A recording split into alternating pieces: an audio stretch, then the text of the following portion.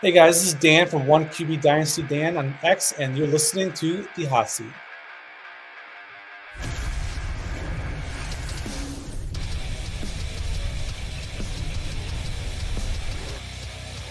Oh, yes, everybody. We're back once again on the only Dynasty show out there that is a certified inferno. It's the Dynasty Hotseat, back at it with another 2025 rookie mock draft and back at it with some of my favorite things in the world. It's a brand new guest. We got Dan over here hopping on the hot seat for the first time. Dan, first time you've been on a podcast as part of a fantasy football podcast. Anyway, it is great to see you, man. Part of the, I always like getting brand new guests on part of the Hot Seat Upstart initiative. So if you're out there listening, thinking, hey, I'd quite like to appear on a podcast, hey, shoot me a message. I'll get you on.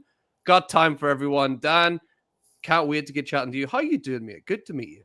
I'm good. I'm good. Right now, I'm from the Chicagoland area, so the weather is like 3 degrees outside. So obviously, stay inside. But other than that, things are good. Things are good. Rookie season's upon us. That's my favorite time of the year. Yeah, we're ready to go with these rookies, and as you can probably tell, watching at home, Dan's handle over on X is at 1QB Dynasty _ Dan. We're going 1QB with this today, a little bit different than our usual super flex. Dan, we're going to be ambitious. We're going to try and get through 3 rounds. That's ambitious, right? But we can do it. I think so, right? I think so too. Yeah, I definitely think so. So, Dan, before we hop into this, let's pull up our lovely draft board here, and we're going to get started. Remember, non-super flex for people watching at home. With that in mind, Dan, who is the first player off the board for you? Before I get started, I'm gonna just mention I'm gonna leave Travis Hunter out of this. He's such a complicated player. If you play IDP league like I do, though, I do recommend possibly thinking of taking him at #1 overall. Because if he truly is splitting, plugging in a receiver at defense is insane. Like that is like the biggest cheat code of all. So as long as that's working the way you think it's going to work, I do recommend Travis in IDP leagues as taking in the first. If he's all receiver, I recommend taking him with an early pick, but not past Genty. And if he just does IDP, you can maybe take him the fourth, maybe worth a flyer. You never know. Maybe he'll convert. Yeah. Maybe off. So yeah. Okay. And obviously, everyone always says take Genty first overall. It's what they always say. And I'm gonna, for the sake of doing talent, I will say yes, Genty #1 overall. But I do want to mention though that with draft strategy, it might, if you really have a lot of problems, it might be worth taking McMillan first, or trading back to #2, get McMillan, and using your second pick on a running back. That might be the best strategy for you if you do need a lot of rebuilding, because there's not many top end receivers in this draft. Yeah, that's something we mentioned before is, if you are, unlucky enough to have earned this first pick overall, that means that your team's pretty terrible. And it's unlikely that slotting in one running back is going to fix it anytime soon. So you might be better off taking that longer term asset with a Ted McMillan. So that's certainly a strategy. And yeah, you're right. I think Janty seems to be the consensus one overall. So you could certainly see if you could trade back with someone, acquire that extra draft capital, and then still get the player you want. I absolutely love those moves. Janty locked in. He's a bit of trepidation there. Do you see any flaws in Janty's game, Dan? Is there anything you're particularly worried about, or do you think that just that good? I'm really big on Devi. So last year I actually like Genty more than Ali Gordon. Everyone was like Ali Gordon. And I'm like, I like Genty. He could do everything, despite his smaller league. But he was the #1 running back last year, and obviously worked out well. Happy I took him. But no, I think he is everything. I know a lot of people question the Boise State being in a smaller division when he runs the ball. But I get that's a valid fair. But you have to keep in mind that he was literally the only thing of that offense, and that team's defenses, whoever they played, their focus plan was only stopping Genty, and he was still getting over 100 yards a game every single time. That's why if you saw as the season went on, he got worse and worse. wasn't so much the competition, but the defense teams set up to stop him. So as long as in the NFL, I'm sure there's going to be a lot more game plan than just stopping one player. He's going to have a lot more room to run the ball, and I think he'll be okay. Yeah, I think you're absolutely right. He'll be just fine. And Dan, before we roll into pick number 2, I gotta ask the people at home, hey, about 75% of you're not subscribed up right now. What the hell are you doing? Come on, guy. Hit that subscribe button. Let's get involved here. Dan, we're so close to 1,000 subscribers. That'll be an absolutely unbelievable milestone. Help us along the way by hitting that subscribe button and getting us up to that. You guys have to subscribe, dude. Come on. Like, Mags is bringing you guys a wide variety of people and their opinions, not just one opinion. You get all the variety in one show. Give them a subscribe. Pay attention. Absolutely. Pay attention. You're right, Dan. You tell them. Absolutely. So let's roll in. Pick number 2. You teased Ted McMillan earlier. Is that where you're going with your second pick? I am. Only because I think it's a relatively safe pick. However, I am going to mention there's another receiver in this draft that I think I would rather have later in the draft than taking McMillan. I'm not sold on him as being a stud yet, but there's another guy in the draft I like. I actually like him more than McMillan, but I think McMillan's the right choice in this spot. Oh, interesting. Well, I'll tell you what, we'll not talk too much about McMillan, then we'll wait until this other guy comes up, and then let me know, because I've got a hot take button that's on this show, and I'm ready to hit it. So you let me know when I need to hit that hot take button. You're already hitting a lot of those then. I have a lot. I can't wait. I have a lot coming up. I can't wait. You don't let me know anytime, and you'll know when the hot take button's hit. Things will look a little bit different in the background, so you just let me know. But let's gloss over Tet, and we'll get to him a little bit later. And who's going at 1-3? Okay. Before I name this from 1-3, I do want to mention, would you believe me if I told you that there are 13 teams right now that I think have openings for starting positions at running back? And in addition to that, there's 2 more that I think are starting, that will start in a year or 2. That's how many teams I think desperately need a running back right now. And if any, I'll name the list to you just because of it. Cowboys will have a starting running back this year from this draft. Raiders should. Browns need one. Steelers just lost Najee Harris. He might go somewhere.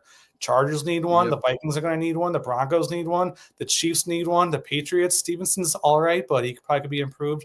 The Giants could definitely do something, go with Tracy. The Bears, Swift's not doing it. Commanders, definitely not upgrade. Bengals, I know people like Chase Brown, but if you look at the stats, they had the worst red zone run game. So you definitely need a bigger power guy, at least take that away from there. So he'll get immediate use in the first downs. And then there's also the Ravens with Derrick Henry, who's aging. And there's also the 49ers dealing with McCaffrey issues. So that's a lot of teams where running backs are going to be plugged in. So get ready for a lot of running backs in this draft being picked really early. Because this is running back galore if you need a running back. It's insane. Yeah, there are so many. Yeah, you could almost do the first 2 rounds just running bbacks alone. That is the amount of depth that there really is at running back. It is crazy. Is that where you're going here at 1-3? Running back Marion Hampton. Nice. I like Hampton. He was my second favorite back last year, which again I think worked out well. A lot of people have Henderson over him though. I'll explain that later when it comes up though. But Hampton has done it all by himself every single year, just like Genty did, in just running over people by himself. People know that he's they're going to give him the ball, and he still does it. So Hampton to me is the clear number 2 in my opinion for running back. Yeah, Hampton, I think I'd mentioned in a previous show. Man, Marion Hampton to the Bengals, sign me up. That's real. That's exactly real what they nice, need. They need a red zone guy. Bengals have a lot of defense issues though, so I think they'll probably grab someone later in like the 3rd round to do that. But I imagine you're right there. But we like to always this time of season. This is dream landing spot season, and the sad thing about these running backs, a lot of them are going to go, and you're going to be like, someone's going to get Braylon Allen's, right? It happens every single year where you have this prospect up and coming, and they just land in the worst place. Someone's going to the Colts, right? Someone's going to end up behind a Jonathan Taylor, or it's going to be bad. Hopefully, it won't be Marion Hampton at 3. Are we sticking on the running back train? I am. I'm going Caleb Johnson from Iowa. Caleb is, I think, very similar to Hampton, but not as good. but I think he's going to be a decent chance of being one of those rare bell cows nowadays. I'm not saying he will be, but he has the ability to do that. And I would happily take a bell cow running back any day of the week for my team. Here's the question we had teased before we went on air, Dan, right? You're big into your comic books, right? You've done some comic book stuff before. If Caleb Johnson was a comic book character, who would he be and why? What about the Juggernaut, right? That's it's weird because I guess like his strength, but he also has a decent amount of speed. I don't know. In fact, he has more breakaway plays than Genty, if I recall. I'll double check that, but I think Caleb is right there, if not number one in breakaway plays, like 10 plus yards or whatever. That's hard. I guess Juggernaut would be maybe because all the big guys are strong or slow too. But that's what he is though. He has an acceptable amount of speed and a good amount of power, and from what I understand as well, a delight in the locker room with his teammates. Like he's a really good leader and teammate and all that stuff, which is fun. Which I guess would not make him Juggernaut. Juggernaut's a terrible person, but whatever. We're talking about purely trait-wise, though, physical. Yeah, like a nice Juggernaut, right? That's all right. You can be a friendly Juggernaut. I even get that impression, like whenever I was doing my tweets throughout the year, all about these rookie prospects. Whenever you Google a photo of Caleb Johnson, that guy's always having a goof around, having a laugh, like posing in silly like photos. Yeah. He just seems like a good like locker room guy. You can tell that just by looking at the guy. So I love that pick there as the smiling Juggernaut. Caleb Johnson is at pick number 4. Who's right after him at pick 5? I'm gonna go with the receivers. Talking about Luther Burden. So Burden me is I know people he's being punished for having terrible gameplay like at his team, and I think he has the highest ceiling in this draft class.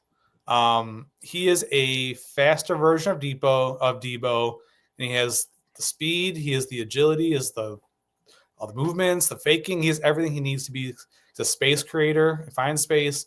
He is, and for today's NFL, he is. I think I would much rather have the number 2 pick and trade down to the 5th pick to get Burden than to take McMillan easily. Easy decision for me. Like I would happily do that. I love Luther Bird. He's just being punished with by his team right now. You can see I've hit the big red hot take button. You can see in the background we've changed those firing flames. So we said we'd pick up on Tet a little bit later. What for you do you think holds Tet McMillan back, or do you think Luther Burden's just that good? A little bit of both. So McMillan's getting a lot of Mike Evans, Drake London comparisons, but he's not as good as those two people.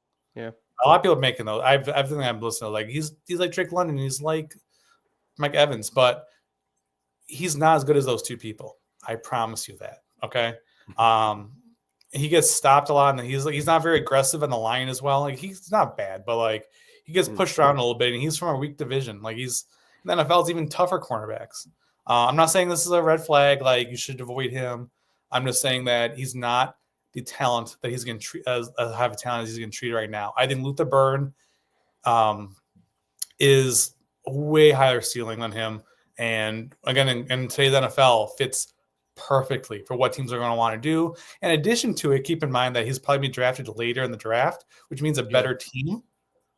So he'll have a better quarterback throwing to him, more than likely, I'd imagine. So, yeah, Luther Burden is certainly got a super high ceiling. You hope that this year was more of a Brady Cook, more of a Mizzou thing than a Luther Burden thing. For sure. I'm not quite getting the alarm bells I was getting with like Keyshawn Butte, for example. I don't have those alarm bells ringing for Luther Burden. He chose Missouri because he's from Missouri. He just wants to be loyal to his team. You can see he's getting a little frustrated at the end of the year. He's getting a little annoyed at his team, but yeah, I think so. I think he should end up at a nice landing spot, and hopefully they'll use him a little bit better than Mizzou were able to do this year. So let's roll back. We'll turn down the heat a little bit and go to pick 6. Turn down.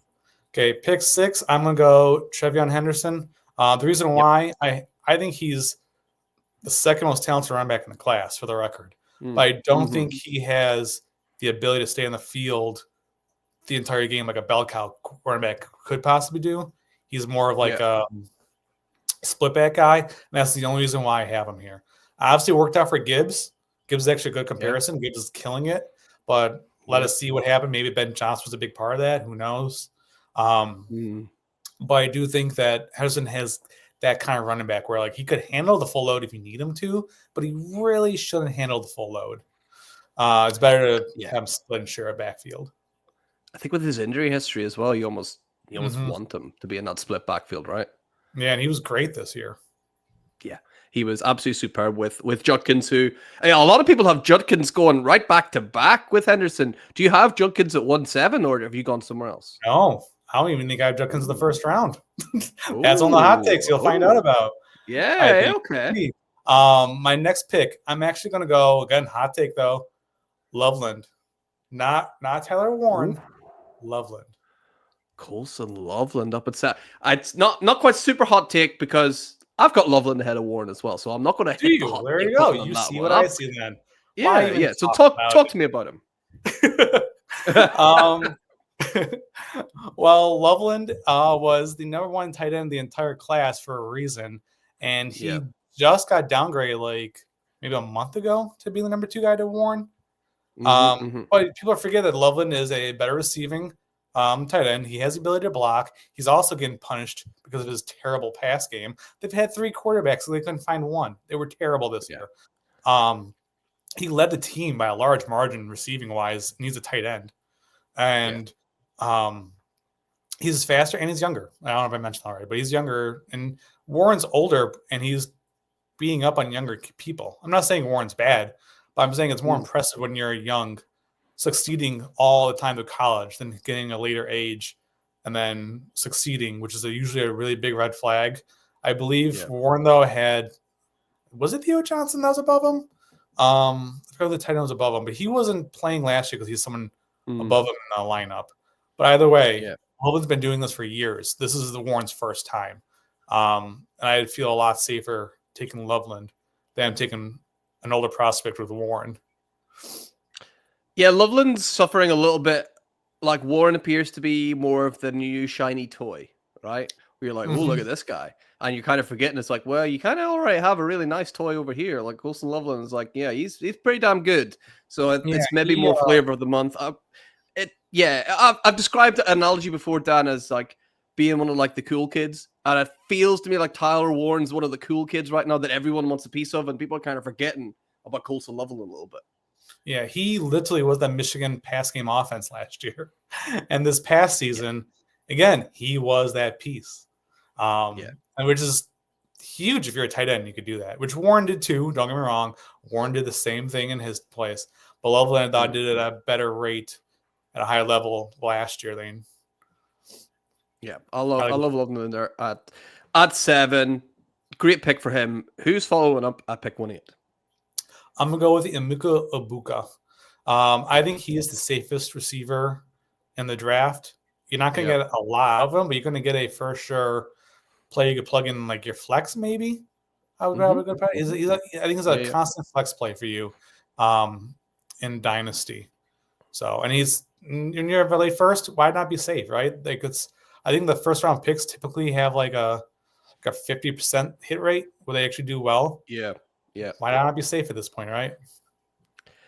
I think he could end up being, and it might not be, gangbuster numbers, but he could be the rookie receiver with the highest points total in his rookie season out of all these guys, just because of how safe he is and how NFL ready he is. Whereas I think, in my opinion, I think Tet and Burden might have to sort of iron out some creases a little bit to fit into a scheme. Egbuka's been there. He's done that. We've seen those Ohio State guys. He could be, if all goes right, he could be a low-end wide receiver 1, high-end wide receiver 2 in his rookie year. What do you think about that, Dan? I don't know. It's so hard to predict, like, rookie of the year, great players. It's just – it's such a – scouting is hard.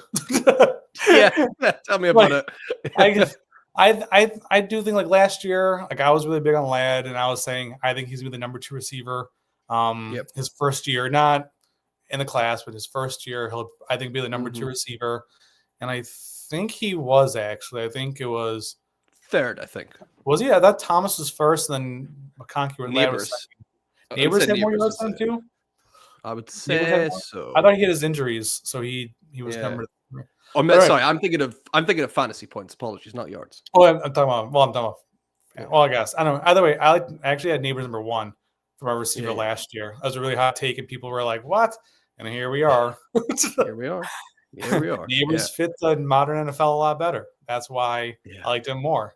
It was more of a getting open in the middle of the field rather than go deep and I'll toss it to you, which is what McMillan is. But that's why I like Luther Burden more. And a guy like Igbokwe as well should be able to work in the middle of the field too, right? Yeah, I think he'll be great. I think for rookie receivers, I think he'll be right up there with those 3 people. I just think down the road, I think McMillan and Burden are going to separate themselves. Yeah. Decent enough like Igbokwe is all. Yeah.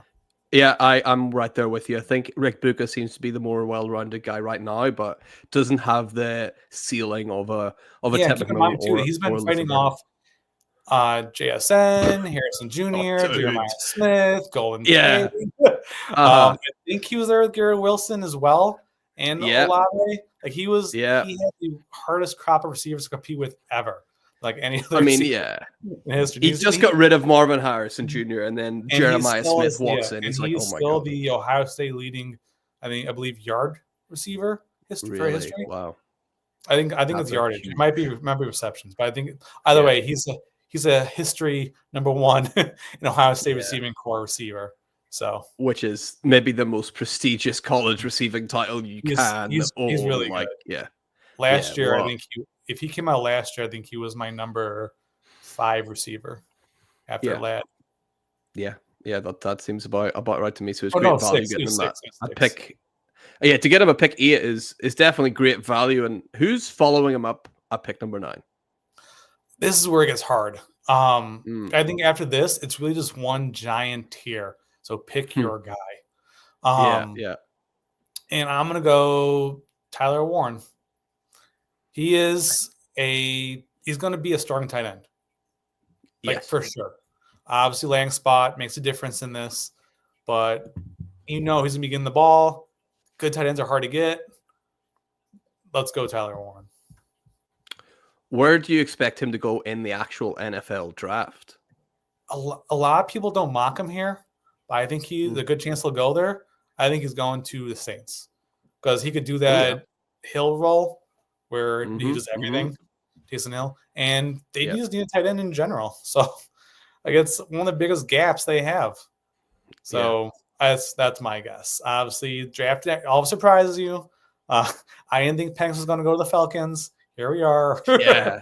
So, if I were to guess, I would guess he's the first tight end off the board going to the Saints. Yeah, that's a really, really good landing spot because I've sort of compared him to a young Taysom Hill before. So I think going to the place where they actually use Taysom Hill so effectively, that's a perfect place for Tyler Warren to land. We've got 3 picks left of round 1.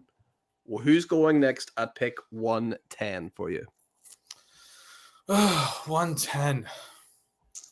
I'm gonna say Devin Neal. Nice. Devin Neal is my Igbokwe of running backs. He is. I get you. Running back. I know no one. I don't think anyone has Neal over Judkins. It's probably a rare take, but I like Neal a lot. I don't think he's gonna be a superstar or anything, but I think he's gonna give you a reliable running back for years. Yeah, I'm right there with you. I've mentioned a couple of times in the show his stats this year and last year scarily identical. Like scarily identical. And he's also one of those people I was mentioning how there's not much going on around him. He was the offense and he did it all himself at a very high level. Mm-hmm. Yeah, he's a guy I really, really like, a real solid guy, someone who in your super flex drafts you're able to get in the second round in the most part. I'm gonna come away with a lot of Devin Neal shares. I'm a big fan of him. You're right. Not too many people have him over Judkins, but I mean Devin Neal's that good that I'm happy for him to be mentioned in the same sentences as Judkins for sure. And I'm not too mad about him being taken ahead. He's got that pass catching upside that Judkins maybe doesn't show as often as Devin Neal does. So 2 picks left. We're not expecting to see Judkins in the first round. Who are the last 2 then? This one's hard again. Verlanger's about dependent. It's so hard to pick this one. I'm gonna go with.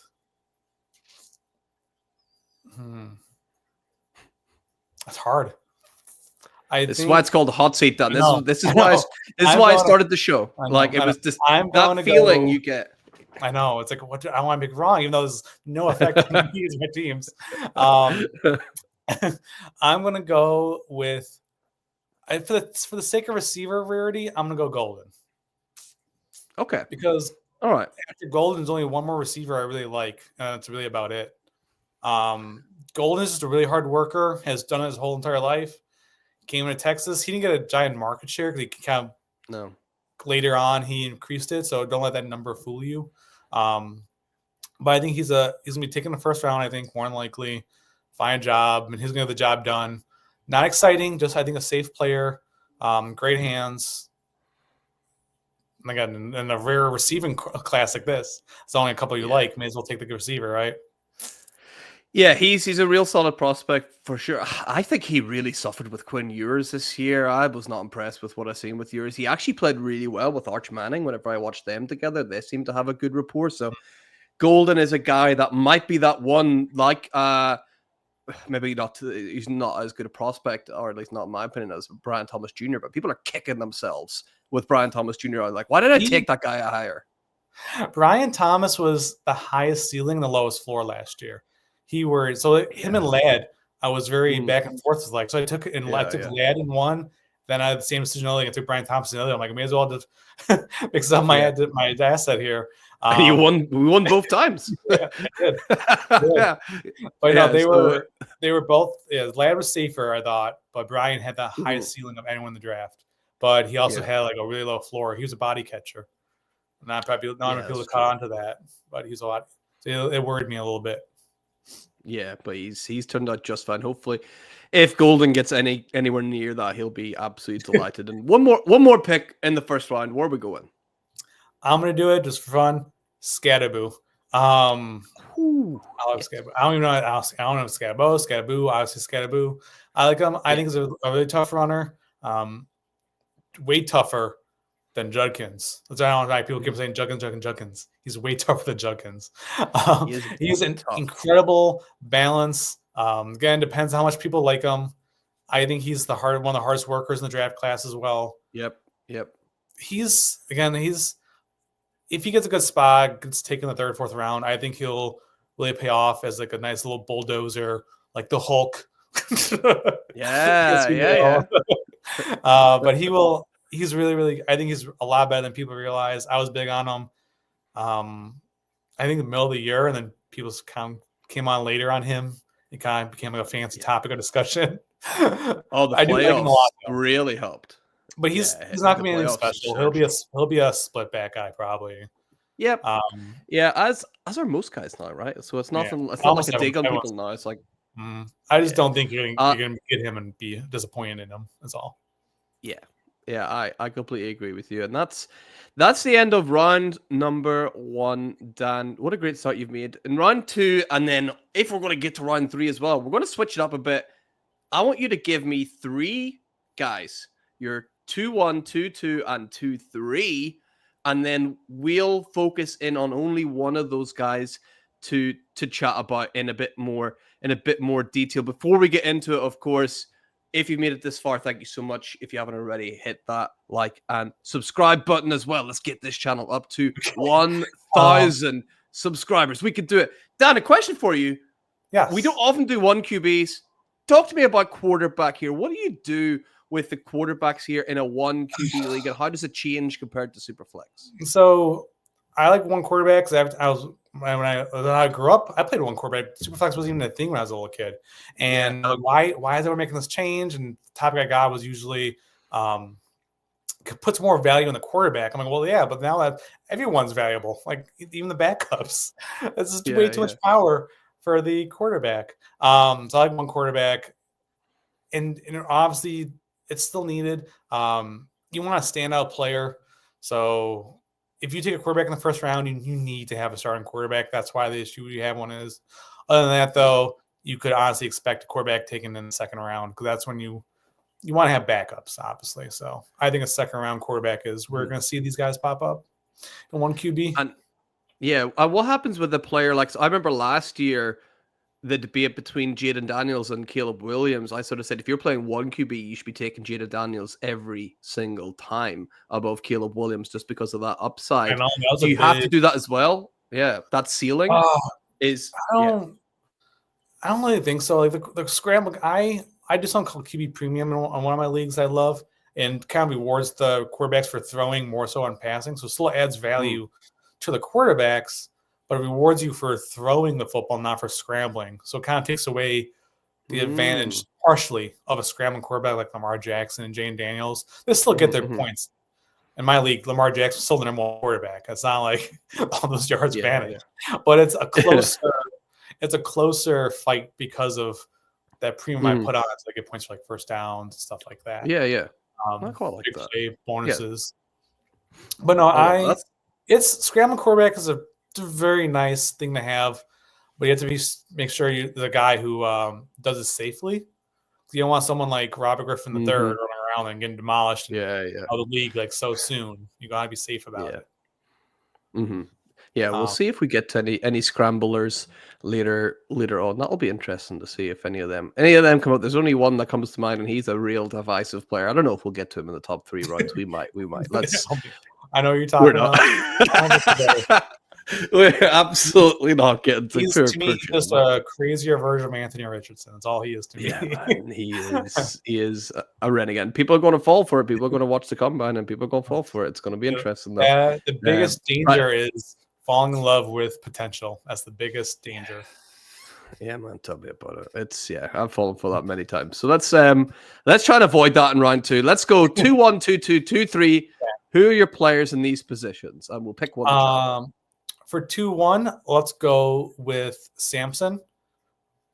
Yep. The running back from Tennessee, Dylan Sampson. Love him. Super fast, great running back. Oh. And then 2-2, let's do Judkins. Okay. For the record, Judkins. Again, this is like all one tier to me. Like pick and choose your poison. It's not like that tier started at Neil, pretty much. Okay. So it's all one tier. If you're gonna lay first, feel free to trade down the second round pick. My advice. And then the third one, let's go with Royals, the receiver. Nice. James, yeah. Let's go then with the aforementioned Quinshawn Judkins because he's a lot lower. I'm hitting the hot take button. Talk to me, Dan. Why is he falling to the second round in one QB for you? I think people are still in love with his freshman year in college. If you look at his numbers, every single year they have dropped I can't forget the word just now, but his production level per run has dropped every single time. He's not as efficient. That's right. His efficiency has dropped every single time. He's not that fast. His break tackle percentage is one of the lowest in the draft class, but that's his specialty apparently. What? Ohio State has the best offensive line almost in college. Not the best, but it's one of the best. It's up there. And he was successful, but not anything crazy with it. And Henderson, who everyone was pushing behind him this whole entire season, was way more efficient than him. Given though, I will say though that Judkins often had tougher yards to fight for compared to Henderson, where Henderson just like ran away with the ball. So Judkins did have some dirty work, but Judkins had regular carries too, and he wasn't that great. I thought like he was good, but nothing special. And what's even more compelling when you really think about it is that there was not even stacked boxes against Ohio State because they had the most dangerous receiving core like in the league, and the threats everywhere. And even then, Judkins did not make himself stand out in his own backfield. I'm not big on him. Like if I want someone who's going to bulldoze people, I want Hampton, I want Johnson, and I want Scadaboo. Those are the three people who I like more than Judkins. Actually, there's another running back coming up soon. They also think, a good chance is going to be better than Judkins in this class. But I wouldn't take him. I know Judkins is going to get much better draft capital. So I wouldn't do it. But nice. might want my sleeper. And the tricky question then, Dan, is, I mean, what comic book character is Quinshon Judkins then? It's like this overrated kind of guy that. Let's go with the Thing. The Thing, okay, all right. I like it. He's going to have his time in the spotlight soon, right? Yeah. I see him making pasta. And I'm a DC guy though, personally. Oh, You're Bane. Okay. Bane's a good example. I didn't think of that one. All right, yeah. Let's not. I was going to ask a question about is he juicing? We'll not get into any juicing angles then. Let's not go. If we're talking about Bane, he's not injecting anything at all. Let's make it very clear. All the Dynasty Judkins is not. What does Bane take? It's not called Venom. What is it called? It is called Venom. It is called Venom. Yes. Mm-hmm. Look at me go. As a kid, I was very confused by that. Is this the same Venom as Venom? As a kid, I was very confused. Yeah. It's literally that just confusing. Yeah, it's a Venom. And then obviously in the Christopher Nolan movies, he's just a strong guy. Yeah, just a strong guy. But that's what Judkins is, just a strong guy. But he's locked in that second round. Who's going next at 2-4, 2-5, and 2-6 for you? I'm gonna say let's go with. Oh my God! Why is this in my head right now? The Colorado quarterback. Why this Sanders? Yeah, Sanders. Yeah. I don't know why that's in my head just now. Sanders. Yeah. Again, hot take. I think a lot of people are putting Cam Ward over Sanders. This quarterback class is not the greatest. I'm not saying there's gonna be bad quarterbacks. But it's not the greatest. You draft this guy in the second round. I think Sanders is a way safer quarterback to take than Cam Ward. Cam Ward's decision making seems to be very iffy to me.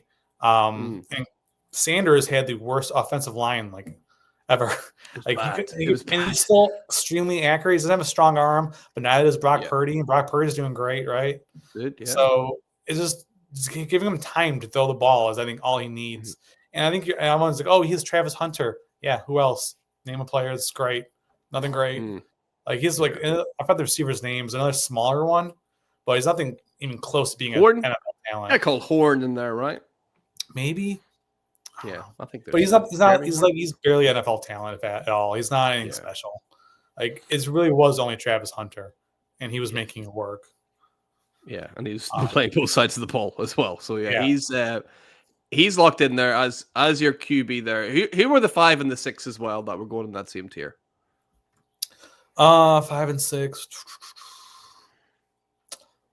Let's go with Trey Harris. Mm-hmm. Trey Harris to me is very. I can talk about him later. Trey Harris, and let's go with DJ Giddens. Let's go DJ Giddens as well. All right, let's see. Is Giddens definitely on here? Yes, he is. He's been added in. Super. Tell you what, no one's.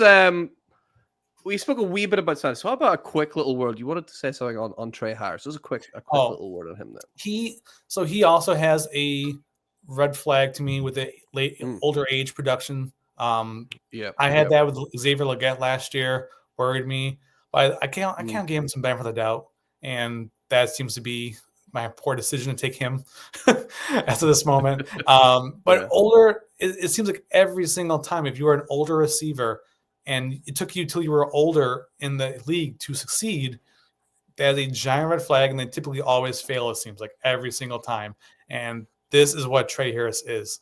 I'm hoping he's not. He has a high ceiling. I definitely think he's better than Xavier Legette, for the record. But again, he's dangerous. But with a second round pick, why not reach for the moon sometimes, right? So that's why he looks like he could run. He could run to the moon sometimes. Trey Harris, the wheels he's got are I like very, him. Very impressive. He's on pace to shatter records also that year. So he got injured. So he was succeeding at that high of a level. Maybe I should go in the benefit of the doubt. Yeah, he's going to go somewhere. Hopefully, people are going to get excited by him. But he's good value there in round 2, I think. So who's next at 7, 8, and 9? So Cam Ward, starting quarterback. Even though I'm not a giant fan of him, gotta give him his dues. He's a first-round quarterback. Definitely. And then let's go Arroyo from Miami for the tight end. Yep. And then let's go my favorite running back for where they're getting drafted in Damian Martinez. Have you done this? Is this a planned Miami triumvirate here? Like you've gone for Dan? I didn't really do that. Actually, I didn't realize I did that. So funny. So you've gone triple Miami. Man, I'm so glad you brought up Damian Martinez. Nobody has spoken about this guy at all on the hot seat. He's got like everything that a Cam Scadaboo has, right? Yeah, no, he is. The best way to describe Damian Martinez is he's a faster version that's more agile than Braylon Allen. And Braylon Allen was great, right? So, I think he's going to get a later draft pick. Maybe the combine will boost up his stock. Who knows? And I think when he gets the playing field, he's going to do very well, I think. Did he come from? Was it Oregon State? He came. Yeah, he transferred over. He looked real nice there at Oregon State. Yeah, he went for a bigger school. And he got put in a timeshare, which he eventually ended up dominating at the end of it. And Fletcher kind of like went a little more in the back seat to him, which Fletcher's a good for you Devy players. Fletcher's a pretty good Devy pick for the future to keep an eye on. Yeah. I love Damian. He's great. But yeah, be able to get a guy like Martinez there it shows you the depth of this running back class. Like a name that's not really even come up in this show at all. To shows you how good and how blessed we are at running back for this class. So we got 3 more in round 2. Damian was in last year's class. I would put him like number 5, like in the running back class. Like this is how good this class is. Okay, next people. It's superb. Let's go. Let's wrap up. Yeah, let's go. Taylor from LSU, the tight end. I think he's also tremendous. Oh, no. I don't... Mason Taylor. There he is. Yeah, Mason Taylor. And then running back. Now this is where the running backs kind of take a dip to me. So by looking at the receivers, I do like a receiver that's not getting much attention, and that's Noel from Iowa State. Ooh. And I'm probably one of the higher people on him ever. I'm not even sure that he's been registered. He's not in there yet. Like that's how much of a deep sleeper this is. Yeah, and I'm going by, for the record, I'm going purely by how I like players. Obviously, you in the draft, depending on where they're projected, be a little more strategic. But not in there. Well, okay. Well, Noel.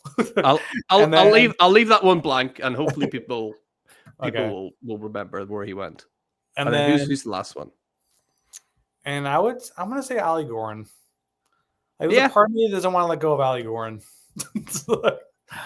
Man, what happened with Ollie Gordon? What do you think happened? Because people were chatting about him as running back 1, and look at him now. He was. Like, I didn't fall for that though, but I did think he was going to do better than this. This is a really big downfall.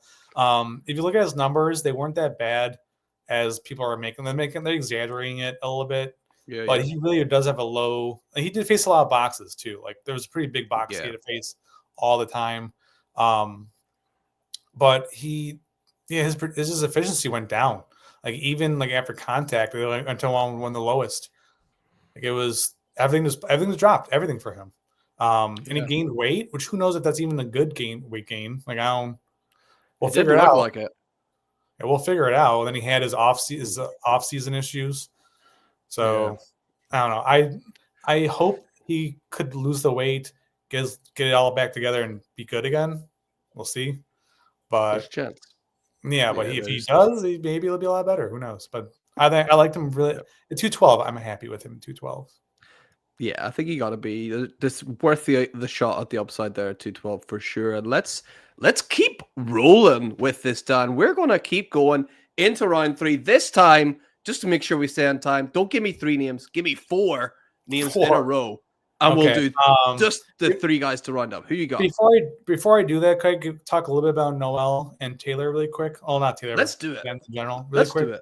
Yeah, of course. Tight ends, really good tight end class. No one's talking about it. Zaz is one more tight end on the rise to come soon that I like a lot. But this is a really good class. Don't let production fool you with tight ends. A lot of college schemes do not involve the tight end, and it's just their fall, like Oreo, for example. Laporta didn't have, well, Laporta actually has some, but don't let the stats fool you, okay? Tight ends, you should purely go by what traits they have to offer you, not so much the actual production itself. And as well, drop rate's nice as well. And for Noel, I like Noel a lot more than Higgins. He's a space creator, more like the modern day receiver, like I was mentioning with Burden. He gets open well. He's actually the team leader in receiver in yards and receptions for Iowa State. I wouldn't talk about Higgins, but they're forgetting about Noel, the actual leader on the team. And from what I learned from my years in playing Dynasty is that the players you want to invest in aren't the big play guys, but rather the ones they want to rely on for first downs to move the chains. Yeah. Those are the guys that we're always going to be dependent on, and that's what Noel is. So I would like Noel much more than Higgins. Anyone had that, but let's put a bust flag on Higgins. So, I think he's going to flop. I don't like him at all. Well, I don't dislike him, but I'm not taking him. Let's get some goddamn respect on Noel's name as well, Sleeper. Let's get this guy put in here. Like, we're trying to take him in drafts here. He's nowhere to be seen. Come on, what's that about? Let's get him plugged in, and hopefully we'll have a full array of players in round 3 for you, Dan. Let's go. So 4 at a time. Let's go then. Let's go 1, 2, 3, 4, and then we'll choose one guy to talk about. Okay, let's go. Harold Fannin, tight end from Bowling Green. He'll be next. Yep. And then after Fannin, let's go. The receivers. I'm so. Jack Besh from TCU. Let's go him next. Right. Is he going to be in here? Yes, he is. Yep. Nice.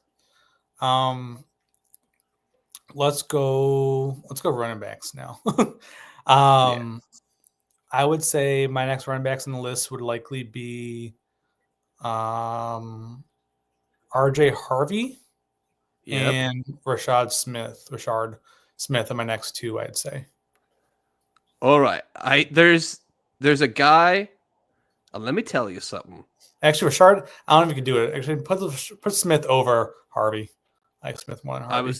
I was just about to tell you, RJ Harvey's my boy, Dan. I want to hear you talk a little bit about RJ Harvey. I think I like Smith a little more. They're close. They're really close, though. That's why this even happened in the first place. Is Sleeper going to let me drag? Let's honor Mag. Harvey. I'll leave them as a nod to the cap to RJ Harvey. And why don't you talk to me about how great RJ Harvey is? How about that? He's also a safe prospect, fast, has good moves, decent vision. He has the tools to succeed in the NFL. Again, doesn't have this giant frame though to be a bell cow back. But again, how rare is that? How often is that? Not very often. Like only a couple every year. He has all the tools. Like I could take him in the 3rd round very confidently. As well as Rashard Smith, who I think will more of a. I wouldn't say Tyrone Tracy, like who's also receiver converted, but but I guess the easy cop out. But I don't know. Cordell Patterson is a good comparison for him too. I don't know.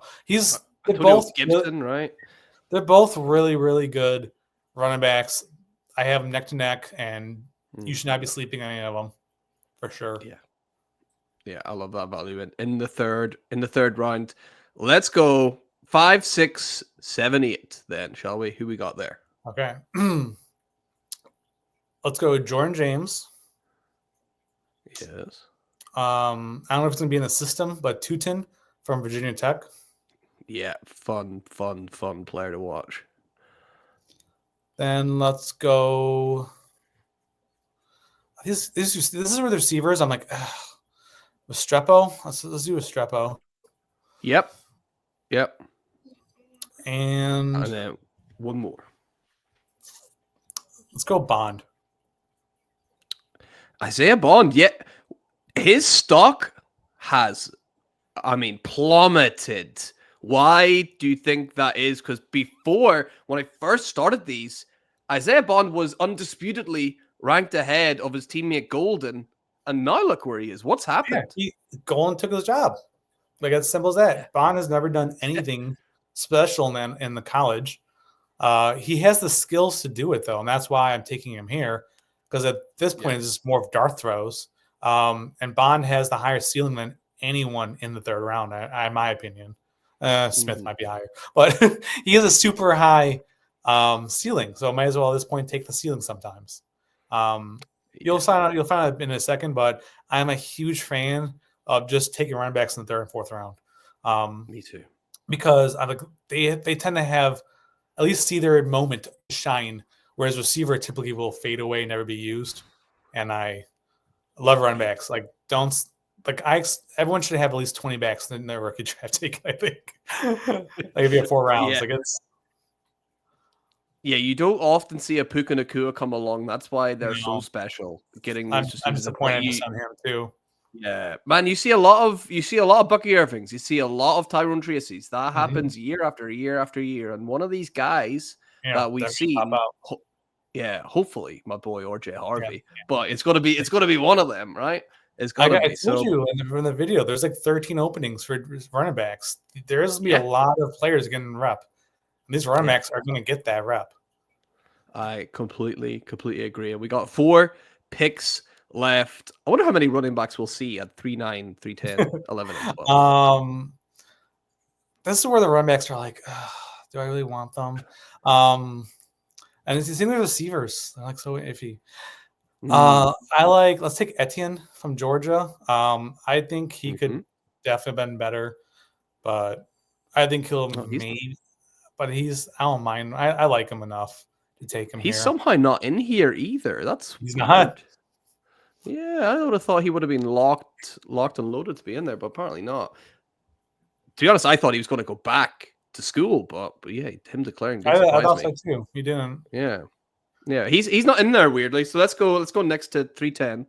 Look at me picking people not on the list. Yeah. I'll go Etienne, like I said. Then after Etienne, I don't like Woody Marks that much. Mawson bad. People keep talking about Taj Brooks.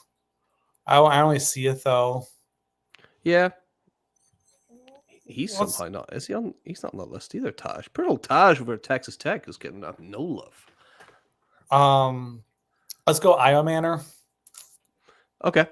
Because I personally don't like him, but I think he's got the draft capital. Got to do it sometimes. Yep. And then, let's go Brooks and Moss. I think Brooks and Moss. Yeah. Taj Brooks again, not on there for reasons unknown. Reasons unknown. He would have been a guy that I would put it on there for sure. And then who was your last one? Sorry, Moss. He's from Texas A&M, I believe. But I'm not even sure if he's in there. He's not on there either. No, he is not in there either. But he's more of a receive. He's like a big receiving back, Moss. Right? He's a guy who wears number 8. He's kind of lanky. Actually, I don't even know what number he wears. Let me take a look. It might tell me. I can visualize him. He's quite a lanky kind of. I think he seems tall for a running back. And I don't know. I've got receiving in my head, but that might be because he's tall. He might be more of a smasher or a bruiser. Wow, he's really deep on this list I have over here. I'm trying to find his information. Yeah, Taj Brooks surprised me because he was someone that did. Seemed to me that if you're looking for a hammer in the later rounds, Taj Brooks can come in and do a pretty decent job. Both him and his name. I can't find him on this list at all. Jeez. Wow. I don't even. Who knows? Yeah, but Brooks impressed. As did the guy from. I'm blanking on him now as well. He plays in like an orange uniform. It's not Tennessee though. Allen, Syracuse. Maybe Allen. Who's the running back over there? His name's Allen. That's his last name. Yeah, I'm blanking on this. There's 2 guys that I'm like, I'm very sure that's low budget hammers. Was he in the Senior Bowl? No, man, I can't remember. It's like a light orange uniform, but not Tennessee. And it's like a pretty decent Phil Maffa. That's who I'm thinking of. Phil Maffa. Like a discount hammer along with Taj Brooks. I don't know if Phil Maffa's declared though. I don't think so either. I've never heard anyone talk about him actually. So I'd imagine not. I don't think so. But you've managed to hit 3 names not on the list there. The only one on there is Alec Ironman. Do you want to talk about him or do you want to talk about one of the other guys who you aren't getting the love? I don't like Ironman. He's people love him. sometimes you have to go the draft capital, and he's going to get some, and that's why he's here. I'm very anti take a player because of better draft capital than even if you don't like the player. Like, I'm very against that. Like I was very anti Polk last year, and be like, you got a second round draft capital, take him. Like no, and happy that worked out for me. Man, I was preaching all year. I don't understand how people are taking Polk above McMillan when if you watched Washington play, you knew McMillan was the better player. Yeah, I'm Jalen McMillan. I'm in the middle of selling him in one league to get Marvin Harrison Jr. for a discount. Ooh, yeah. So, not straight up, but using his rise. But yeah, no, let's see what I was there. Iron Man, I mentioned Moss. Let's talk about some of the people that we didn't mention. I think that'd be the thing I would prefer to do. Let's do that. Yeah, let's hit some. Even though we did 3 rounds, we got time for some sleepers. It's my favorite thing, Dan. Yeah. Who's someone on that list that you like? I just couldn't quite fit them in, but there's someone to keep an eye on. It's a lot, honestly. I got a lot of them. A really deep sleeper. When I say really deep, I mean like don't even draft him. If you have the tax squad space, pick him up. Weiss from Missouri. So he was a highly he was a really big recruit coming out. Never really put together in college until this past year. When I was watching the games, I was watching a lot of birding games because I'm a Debbie player and I have bird and I want checking my investment essentially. And Weiss was honestly it felt like he was being called upon more for big situations than Burden was, which I thought was very interesting. And every time this was happening, Weiss was coming through and doing well. I liked him a lot. I like him as a player. I don't think it's going to be like anything special, but I do think he will find a way on a team. I think that he will, I guess, get the job done. And there might, depending on the team, find his way up. I really, really like Weiss a lot. Allen, I like a lot. I was talking about Syracuse. I like him a lot. He was one of the better players coming from the Senior Bowl this past week. Raheem Sanders is somebody I'm not big on him, but I think another fall from grace, right? Yeah, credits due.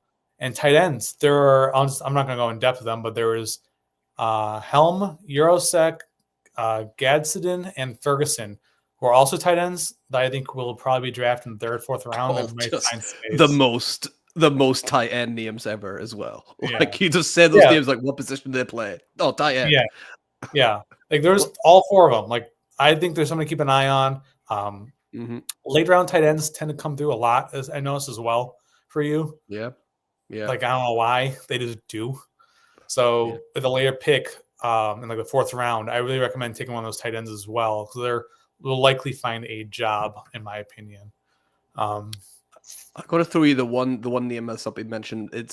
It's my sort of project running back at the minute who I'm like, I know exactly you're talking about. Click it all together. I'm going to talk about Khalil Mullins, Dan. I'm going to talk about Khalil Mullins. He's like a freak athlete who's only just started playing running back. Like at this stage, you just like, you know what, I'll take the freak athlete, or you just like, no, this guy doesn't have it. He's not bad. Honestly, I think the receiver from TCU, not Besh, the other one, is it Johnston? That's his name? Oh man, Williams. You got me blanking. Yeah, once one of this happens, I don't have this list of people. I'm just going off the top of my head. TCU receiver. Let's see what pops up really quick. Not Jack Besh. Savion Williams. That's it. Savion Williams. If you look at him, so he was used a lot as a running back as well, and he did very well. I think he has terrible hands. I think he's a fun 4th round flyer, throw a pick at him, but I would not be surprised if they convert him to running back in the NFL. That's somebody I like a little more than Mullins. And another player I like is Alfred Blue from Texas. He might be the fastest running back in the class. And I'm not saying that this is going to lead to like this like superb player, but I do think he will find playing time because of this.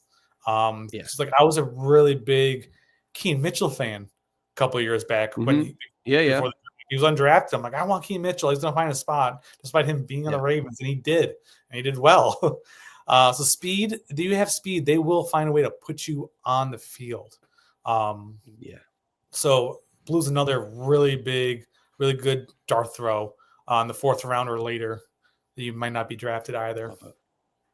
I love it. There's just so much depth to this class. There might not be the super elite high end upside at the top of it, but man, is there a hell of a lot of depth. A lot of these 3rd round guys would comfortably be 2nd round guys in other classes. So it's really nice to see. And there's still, like you mentioned, loads of names still on the board that we could go through. But unfortunately, Dan, we're out of time. But I have absolutely loved having you on the show. Can you just remind everyone listening, where can they catch your stuff online? You've just started dipping your toe into the Twitter game, right? Where can they find I literally made my Twitter just to talk to Mags here. Like that's the only reason why I have it. So you can find me on X, 1QB Dynasty _Dan. So I'm not going to post too much, but I will happily answer all of your questions you have about Dynasty. I love talking football. I can take all the information that you see in the world. If you want to save time and just ask, and I will take what people are saying and my knowledge, and I will tell you it for fun, just for free. So absolutely love it. Just like you've done on the show today. If you have enjoyed it, make sure you've hit like and hit subscribe. Thank you so much, everybody. Yeah, do it. God damn it. Yeah, if you made it there. We're an hour and 1 minute in. What are you doing? Come on. You obviously liked it. You obviously like it. Yeah, click it. Exactly. Well, mate, thank you once again for coming on the show. Thanks everybody for listening as well. Remember, if it's a Dynasty you need to know, keep it locked on the Certified Inferno. Thanks for having me. Bye. My pleasure, mate. Bye.